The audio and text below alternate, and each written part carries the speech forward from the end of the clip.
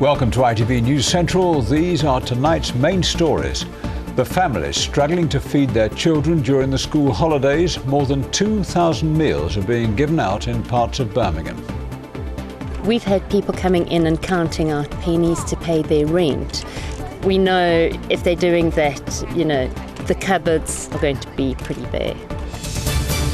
Compensation for the car salesman sacked for being too old at the age of 52. The multi-million-pound boost to improve cycling facilities in the Midlands. And Danny here may look familiar. That's because he plays one of theatre's most famous canine characters. Find out what that is a little later.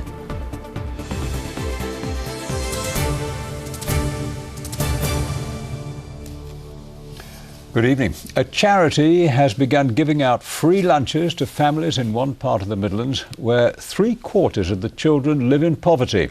In the next few weeks, 3,000 free meals will be handed out to families in need. And it's the summer holidays which have triggered it. Some parents rely on school meals to ensure that their children get at least one meal a day, but with schools closed, struggling families are now turning to charity for help. Our correspondent Mark Goff reports. A free lunch, one of 250, which will be handed out just this week alone to these children in Birmingham. This is called a holiday kitchen. It's run by the charity Accord. They provide social housing, and they're seeing more families in need. We've had people coming in and counting out pennies to pay their rent.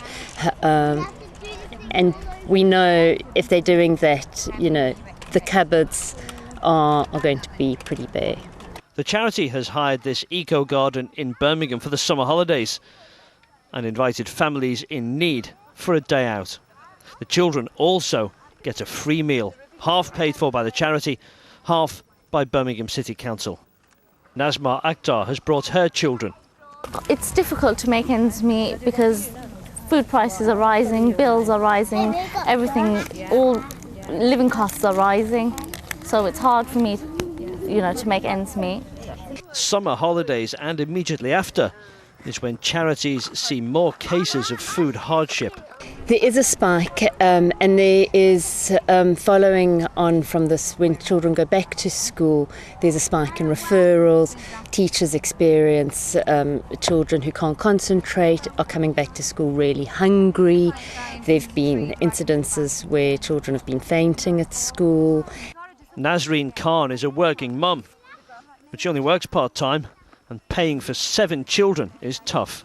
Everything costs daily nowadays. I couldn't be able to, no chance. Same with the school dinners, because I'm a working parent. I still got because I've got them pack lunch, it's too much, £10 per child for a week. And that would be £50 for 5 in school. So you give them pack lunches? I got to give them pack lunches, it's daily for a working parent as well. 50 meals a day will be handed out this week. In total, 3,000 lunches during the summer holidays. A welcome help for these families. Mark Goff, ITV News, Birmingham. And a project where food vouchers are given to people caught shoplifting in Stoke-on-Trent has been suspended and is now being reviewed. The scheme was set up in March to try and deter the theft of food, but Staffordshire's Police and Crime Commissioner fears it appears to reward criminals for stealing. Well, my concern is that this could, to some, look like shoplifters are being rewarded. It's about separating out the criminal offence from the support that individuals in very, very difficult circumstances need. And so I think there's other agencies, not the police, who can work in partnership with the police, who can do this better. A car sales executive has been awarded thousands of pounds in compensation after he was sacked because of his age. Gary Hawkins was told by his manager at the car supermarket Carcraft that at 52 he was too old to be part of the team. Well, he's since found work with another dealership who say they value his 30-year sales experience. Callum Watkinson reports. In the body shop at this car auction house, they understand that the odd dent or wrinkle needn't mean the scrap heap. The new assistant manager is certainly relieved to have found a job here. He was stunned when his last employer sacked him for being too old. We'd had an average sort of Saturday, and at 6 o'clock the regional manager called me to one side between the cars in the showroom and said, I don't want you as part of my team. You're 52, you're too old. It's humiliating. I felt like an inch high. I thought my world had ended. I thought I'm 52 and I'm thinking, well, where am I going to work? And I just felt horrible. So began a 9-month legal battle that ended last Wednesday when a tribunal awarded him damages for age discrimination. Carcraft of Wednesbury is the offending dealership. They say they're disappointed by the ruling.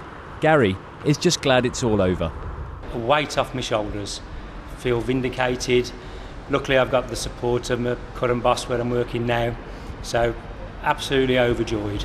To just say I was 52 and too old, I just felt embarrassed. I didn't know what to think. He won't say how much he got. There wasn't much left after he paid the credit card bills that built up during 2 months of unemployment. But he does have some free advice for those facing the same problem. If you're in a similar situation, keep notes. Keep notes. Every conversation you have, write it down, even if you think it's not important.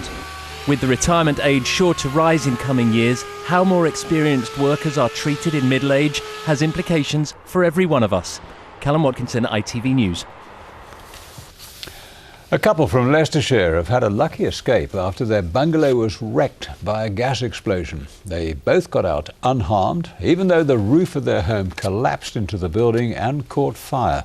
Neighbours said they were woken in the early hours of this morning by a series of explosions. Keith Wilkinson reports. The blast tore apart this bungalow from one end to the other. At the back, the roof caved in.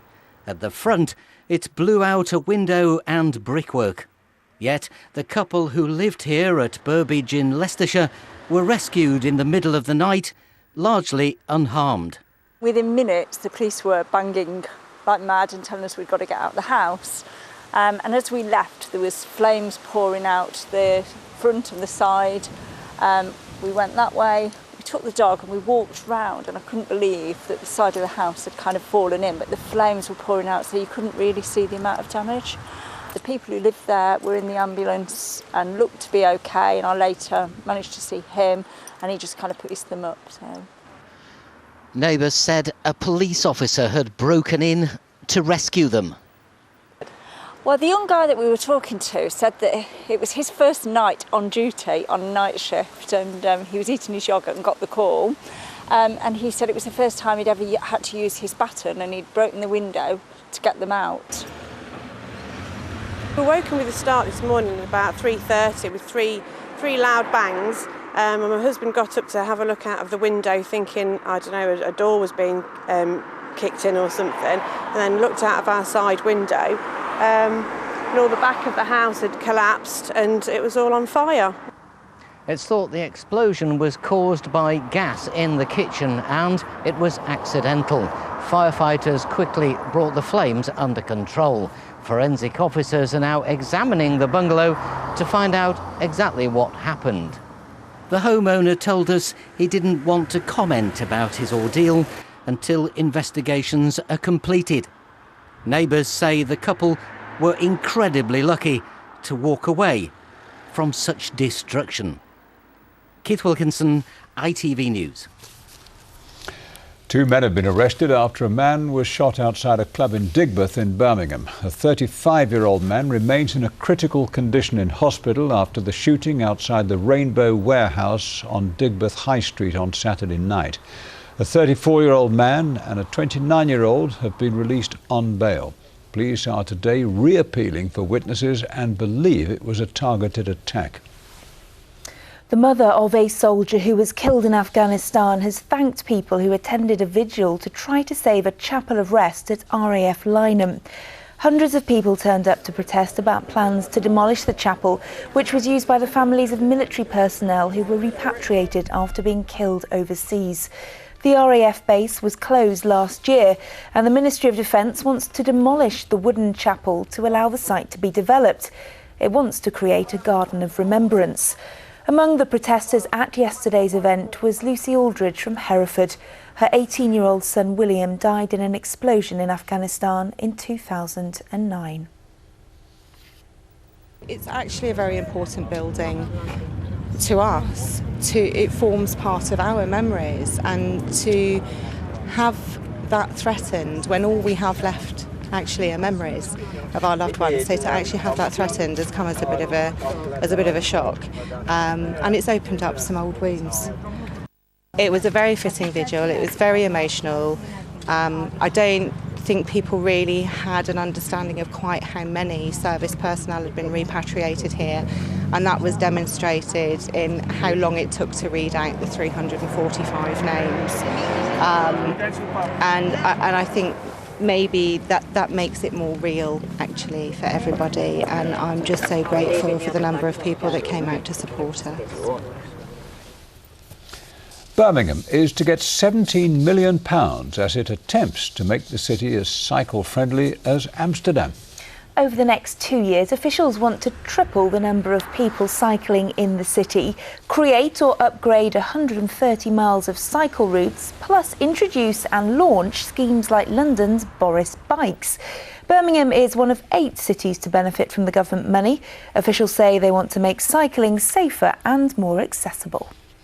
Cycling is just better, whatever way you look at it. And this work will start immediately. Government have told us that we've got until September 2015 to spend £17 million.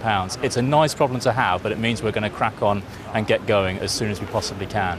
Birmingham is performing worst out of all the big cities outside London. Only 1% of our commuter journeys are happening by bike. What this will do is see that figure rise to 5% over the next 10 years and 10% in the next 20 years. This isn't going to turn us into Amsterdam overnight. We've got decades of work to do that, but this is a really important start, and I congratulate government on their vision for coming to Birmingham, working with us and turning this car city into a city where people have choices. Really good thing about the ambition bid they put in is it's a 20-year plan for improving cycling in Birmingham. One of the main targets, one is making the canals better, because they're okay for a while and then you just get into mud and water, which is really messy in the winter. But also signage and a network of city centre cycle routes is one primary aspect, which will be really good. And you've been giving us your thoughts on the cycling cash boost on our Facebook and Twitter pages. Thank you for those. Graham Alsop, he says it's great news, especially for tourism in the Peak District, one of the other areas benefiting. But the UK spends less than a tenth of the Dutch cycling budget. Mike Phillips says car and bus driver education should be the major focus of cycling funds too. Ignorance on the road is the biggest influence on safety. Well, Andy says it's not enough, it's not everywhere, and it's not long-term. We need a dedicated long-term budget for cycling infrastructure. However, Mo Farouk thinks the cycling projects are pointless. It's not that hard to cycle, he says. The Department for Transport could spend more wisely to improve roads and rail. And Eileen Ward-Birch says it's a waste of money. They go where they want anyway. Tax them to pay for it. Well, thanks to everyone. Yeah, indeed, thank you. There's plenty more on this story on itv.com/central. Well, you're watching ITV News Central, still to come. The newly discovered medieval bones, they were once a tourist attraction. The record-holding pet performer who's back in the limelight after missing his favourite musical.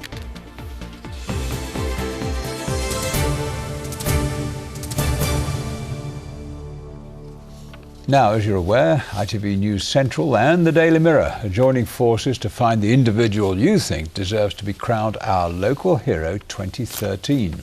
We're looking for people who go the extra mile to be a real force for good in their community. They could be volunteers or professionals who go way above and beyond the call of duty. They're the people you just want to say a big thank you to and to showcase their story here on ITV. Now here's Daybreak presenter Ella Jones with a reminder on how you can nominate that special person.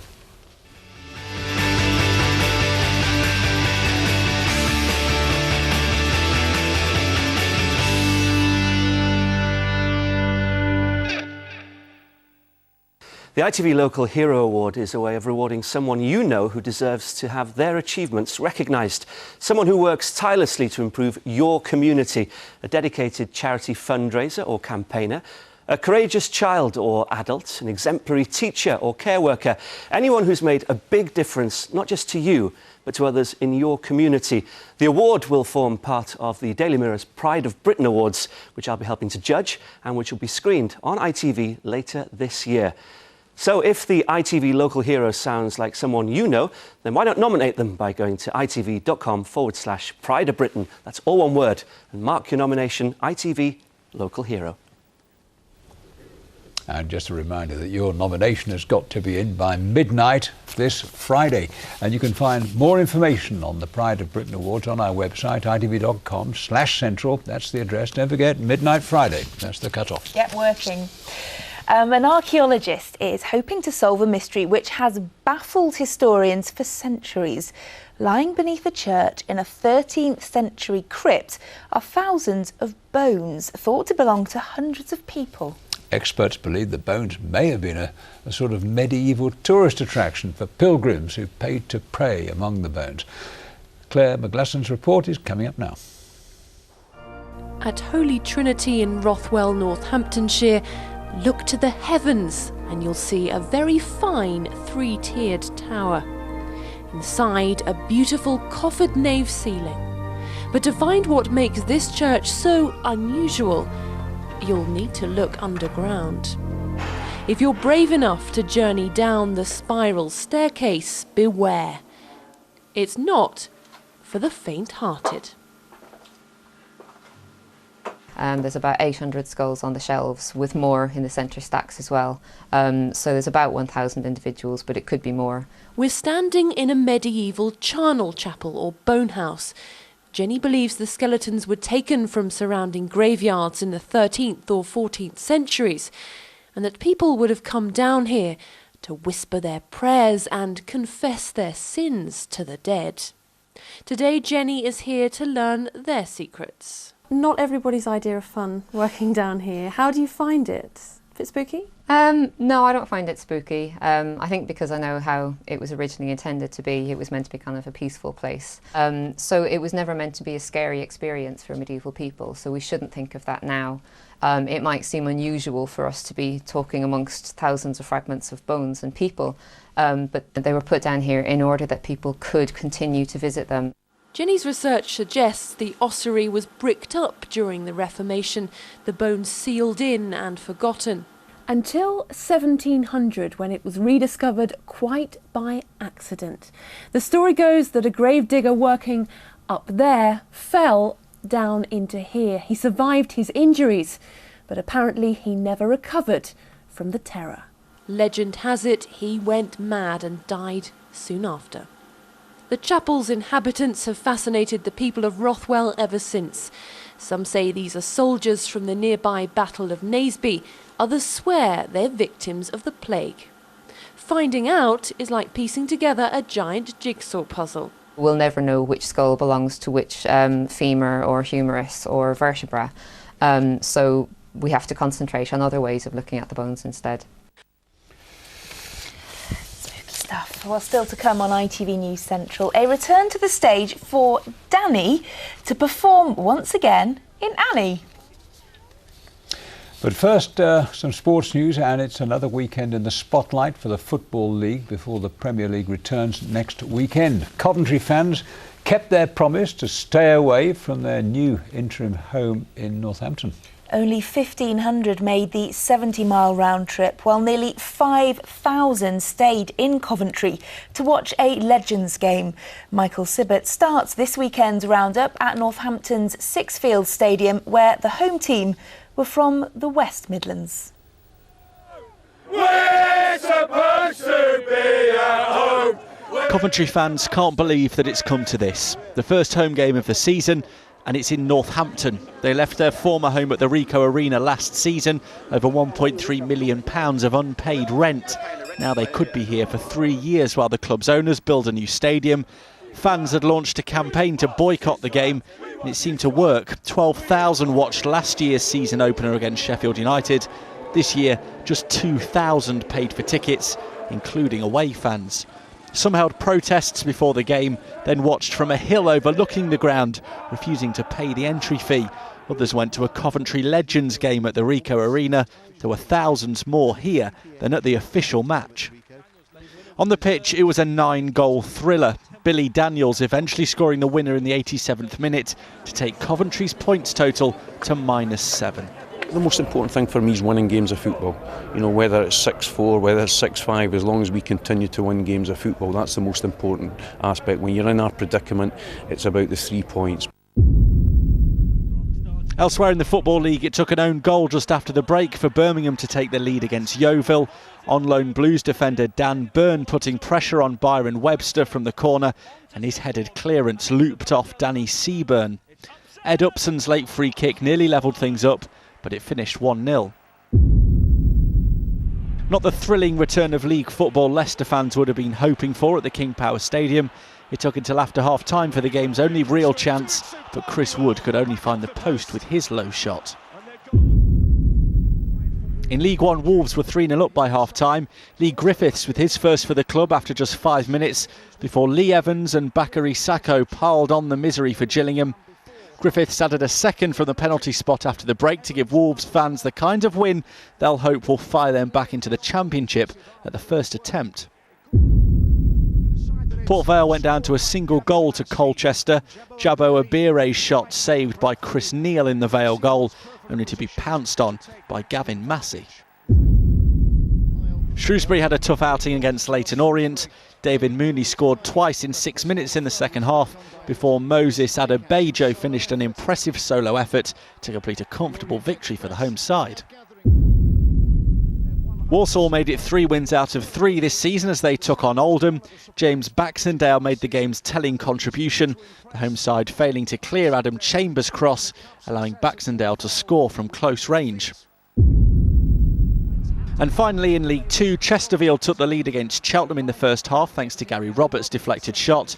Troy Brown thought he'd equalised after the break, only to have his effort ruled out for offside. Right at the death, the home side doubled their lead with another deflected shot, this time by Owen Doyle off Craig Braham Barrett. It finished 2-0. Michael Sibbett, ITV News. Now for a huge feat of endurance, Paralympic champion Richard Whitehead begins his gruelling challenge of running the length of Britain tomorrow. That's 40 marathons in 40 days on prosthetic legs. Just fantastic, isn't it? Rajiv Popat is in the Highlands. Is he going all the way with him? Absolutely. Well, he's going up to see him start off anyway. Oh, that's I'm right, not sure yes. we get Rajiv running quite that far. Anyway, he's at the starting line with Richard as he sets off on his epic journey from John O'Groats.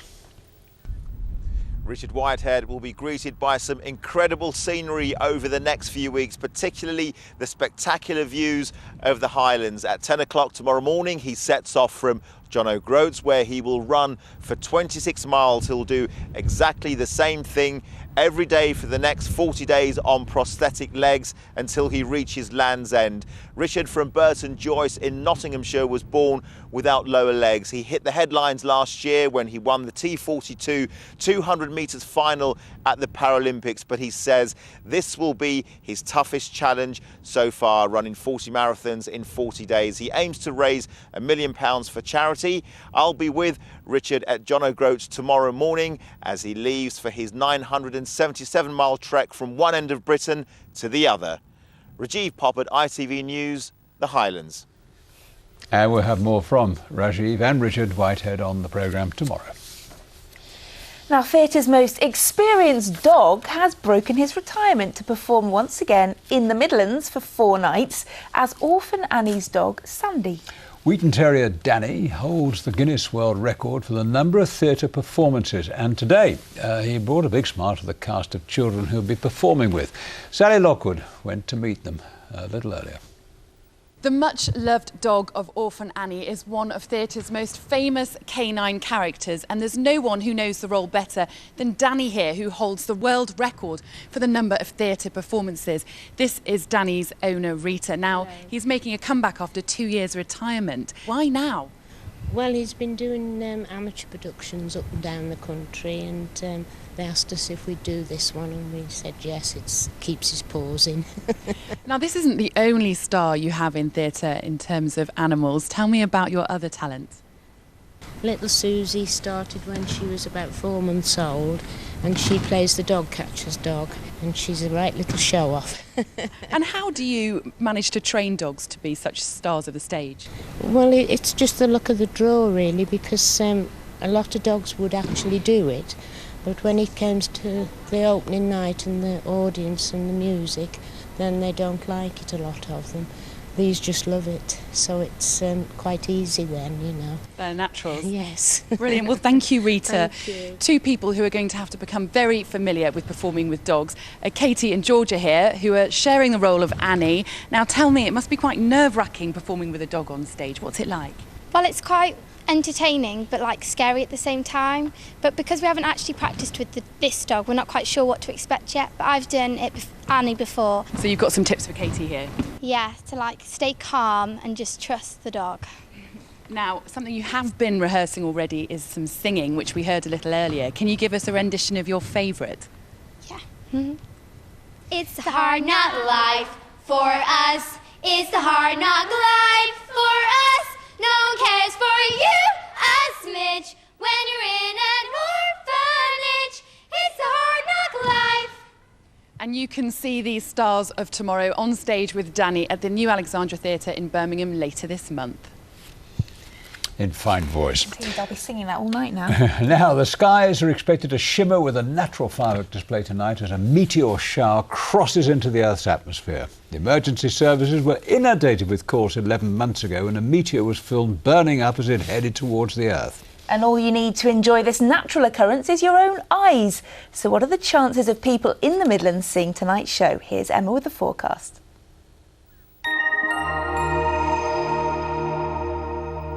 What's the weather like where we're going? Sunny. What about the long-range forecast? Sunny.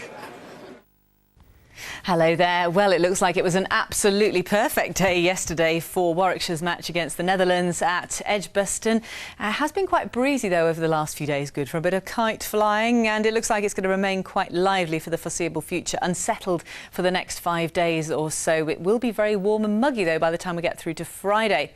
Now then, a few showers will continue into this evening, but then things are going to dry up for a little while. What about per se's Meteor? Yes, all talk has been of nature's firework display, which happens tonight. It's actually been happening for quite a while, but it's the optimum viewing period tonight, around about midnight. It's going to be quite cloudy for a few parts of the region because after midnight, up until 6 o'clock in the morning, the next lot of cloud pushes in with some rain as well, so obscuring most views. But if you get out to the east there, you might see a few shooting stars in the sky, maybe 50 or 60 an hour. Tomorrow morning, still very cloudy and a little bit damp. Eventually that cloud pushing away, but still quite an overcast day. Flybe, sponsors of ITV Central Weather.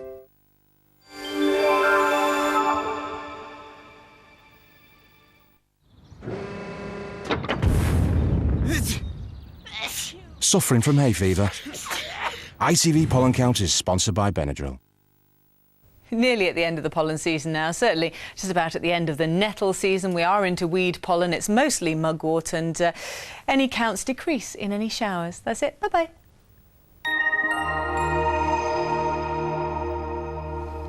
Nearly it from us, but a reminder of tonight's headlines in the Midlands. Families on low incomes who are struggling to afford to feed their children during the school holidays are being offered free lunches. 2,000 meals will be given out in the Bordsley Green area of Birmingham by a charity which is funded by children in need. A car salesman has been awarded thousands of pounds in compensation for age discrimination after he was sacked for being too old. 52-year-old Gary Hawkins from Sutton Coldfield said he felt humiliated and thought his world had ended. And Birmingham has been awarded £17 million as it attempts to make the city as cycle-friendly as Amsterdam. The council wants to triple the number of people cycling and plans to create or upgrade more than 100 miles of cycle routes. And there's much more of today's stories on our website, of course, as well as all you need to know about where and when you could have the best chance to see tonight's meteor shower. Just go to itv.com/central. Which brings us to the end of tonight's programme. We'll be back at the usual time tomorrow. So from Kate, from me, from all the team here at Central, have a very pleasant evening. Bye-bye. Bye-bye.